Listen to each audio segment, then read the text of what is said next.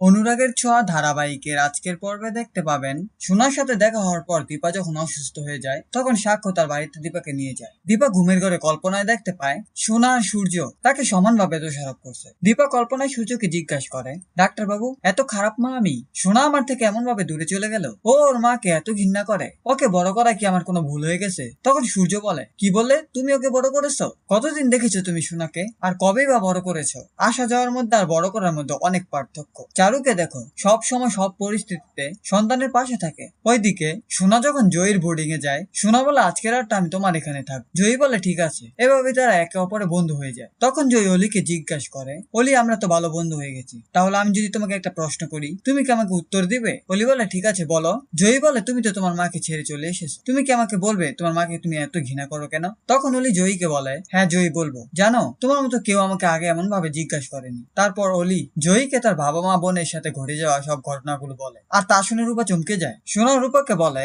জানো জয়ী, পাতা মেয়ে হারিয়ে গেছে বলে মা আমাকে মেরে ফেলতে চেয়েছিল, তাই তো আমি আমার মাকে এত ঘৃণা করি। তখন রূপা সোনাকে বলে, জানো অলি, পৃথিবীর সব মাই তার সন্তানকে সমানভাবে ভালোবাসে। রূপা সোনাকে আরো জিজ্ঞাসা করে, অলি, সত্যি করে বলো তো, তোমার মা এখন কোথায় আছে? সোনা জয়ীকে বলে, আমি তো আমার সব কথাই তোমার সাথে শেয়ার করেছি, তাহলে মায়ের কথা বলতে আর কোনো বাধা নেই। তখনই সোনা রূপাকে বলে, আমার মা তোমার বাবার রেস্টুরেন্টে কাজ করে। এটা শুনে রূপা আরো চমকে যায়। রূপা অলিকে বলে, হিংসুকুটি, তুমি অনেক বড় ভুল করেছো, মায়ের সাথে খারাপ ব্যবহার করে। এই ছিল অনুরাগের ছোঁয়া ধারাবাহিকের আজকের আপডেট। পরবর্তী আপডেট গুলো পেতে চ্যানেলটিকে সাবস্ক্রাইব করে পাশেই থাকুন।